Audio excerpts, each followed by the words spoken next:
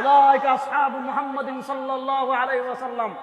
এজন্য শুনেন, সাহাবায়ে কেরাম মাসুম না, সাহাবায়ে কেরাম গুনাহ করেছেন, কিন্তু গুনাহ করার পর আল্লাহর কাছে এমন তওবা করেছেন যে তাদের এক তওবা এক শহর কি হয়ে যায়, ক্ষমাপ্রাপ্ত, মুক্তিপ্রাপ্ত হয়ে যায়। এজন্য সাহাবায়ে কেরামকে ক্ষমাপ্রাপ্তির ঘোষণা দিয়েছেন আল্লাহ। তারা গুনাহ করার পর ক্ষমা করে আল্লাহ ঘোষণা দিয়েছেন রাদিয়াল্লাহু আনহুম ওয়া রাদু আন। আল্লাহ ঘোষণা দিয়েছেন আমিনু কামা আমানান নাস। আল্লাহ ঘোষণা দিয়েছেন ফাইন আমানু বিমিসলি মা আমানতুম বিহি ফাকাদ ইহতাদাও। আল্লাহ ঘোষণা দিয়েছেন ওয়াস-সাবিকুনাল আউয়ালুনা মিনাল মুহাজিরিন ওয়াল আনসার।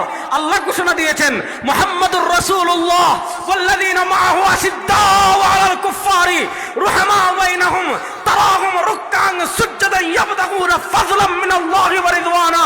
সুতরাং স্পষ্ট ভাষায় বলি, যে ইসলাম নবী এবং সাহাবায়ে কেরামের ইসলামের সাথে মিলে না, যে আদর্শ নবী এবং সাহাবায়ে কেরামের আদর্শের সাথে মিলে না, যে মন ইসলাম নবী এবং সাহাবায়ে কেরামের ইসলামের সাথে মিলে না, রব্বে কাবার কসম করে বলতে পারি ওই ইসলাম ভারতের ইসলাম